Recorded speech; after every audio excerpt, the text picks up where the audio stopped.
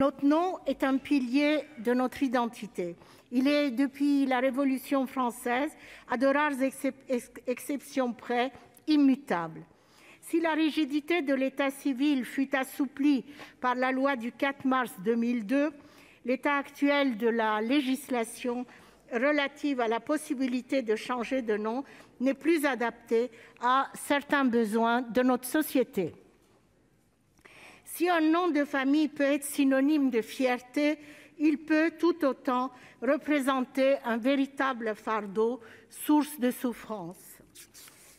Je pense bien sûr à toutes ces personnes dont leur nom rappelle à chaque moment de leur existence un parent absent, violent ou incestueux. Je pense aussi à toutes les mères élevant seules leurs enfants et qui, ne portant pas le même nom qu'eux, doivent sans cesse prouver leur lien de filiation. Je pense enfin à celles et ceux dotés d'un nom difficile à porter, souvent victimes de colibés, de moqueries et dans les pires situations de harcèlement. Or, la procédure de changement de nom, complexe, longue et coûteuse, est souvent insurmontable pour toutes ces personnes condamnées à subir une partie de leur identité. Les dispositions permettant de simplifier le processus de changement de nom prévues par les députés sont donc les bienvenues.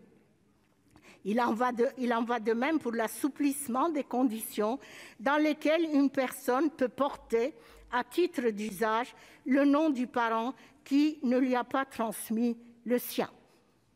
Malheureusement, la commission des lois du Sénat semble sous-estimer l'importance que représentent certaines des dispositions adoptées à l'Assemblée nationale pour nos concitoyennes et concitoyens. Je regrette la suppression du recours à la procédure déclarative auprès des officiers d'état civil, actée en commission. Les arguments avancés, notamment celui de la peur de voir apparaître un état civil à la carte, ne sont pas raisonnables. L'idée de ce texte n'est pas de démanteler notre état civil, mais bien de l'adapter dans l'intérêt des Françaises et des Français.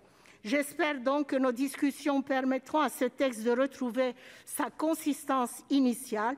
J'espère enfin que ces débats puissent ouvrir la voie à d'autres évolutions visant à assouplir les modifications d'état civil relatives au changement de prénom et de genre, afin de rendre notre société plus inclusive pour toutes les personnes souhaitant changer cette partie de leur identité. Merci.